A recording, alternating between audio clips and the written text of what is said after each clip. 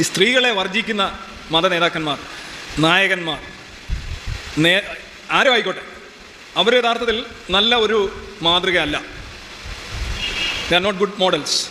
കാരണം ഒന്നുകിൽ അവർ ഭയം കൊണ്ടോ കാര്യവിവരം ഇല്ലാത്തത് കൊണ്ടോ ജനസംഖ്യയിൽ പകുതി വരുന്ന ജനങ്ങളെ തള്ളിക്കളയുകയാണ്, നിരാകരിക്കുകയാണ്. അത് വളരെ പൂറായിട്ടുള്ള ഒരു മോറൽ സ്റ്റാൻസാണ്, വളരെ മോശം ധാർമ്മിക നിലവാരമാണ്. ആരെങ്കിലും ബ്രഹ്മചര്യം അനുഷ്ഠിച്ചിട്ട് താനൊരു വലിയ ആളാണെന്ന് പറയുന്നെങ്കിൽ അവനൊരു ഒട്ടും ആദരവ് അർഹിക്കാത്തൊരു കാര്യമാണ് എന്നാണ് ഞാൻ പറയാൻ ആഗ്രഹിക്കുന്നത്. ഈ ബ്രഹ്മചര്യം എന്തുകൊണ്ടാണ് മതം പലയിടത്തും ക്രിസ്ത്യാനിറ്റിയിലും അയ്യപ്പൻ്റെ കാര്യത്തിലായാലും യേശുവിൻ്റെ കാര്യത്തിലായിട്ടൊക്കെ ഒരു വലിയ സംഭവമായിട്ട് കാണുന്നതെന്നുള്ളത് ബയോളജിയെക്കുറിച്ചുള്ള ബോധമില്ലായ്മ, മനുഷ്യനെക്കുറിച്ചുള്ള ബോധമില്ലായ്മ, ഇതൊരു വിവരക്കേടാണ്. എല്ലാ മതങ്ങളിലും കാണാറുണ്ട്.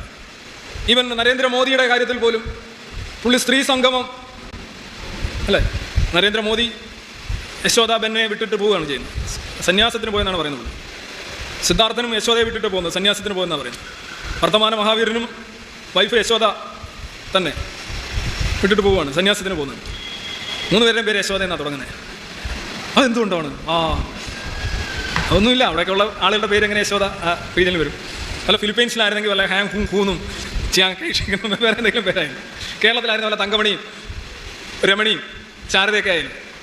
ചില ആൾക്കാർ എന്തുകൊണ്ട് 3 പേര് വിട്ടുപോയി, 3 പേരുടെയും ഭാര്യയുടെ പേര് ഇങ്ങനെ തുടങ്ങി. ഈ യാദൃച്ഛികത കണ്ട് മനുഷ്യനെ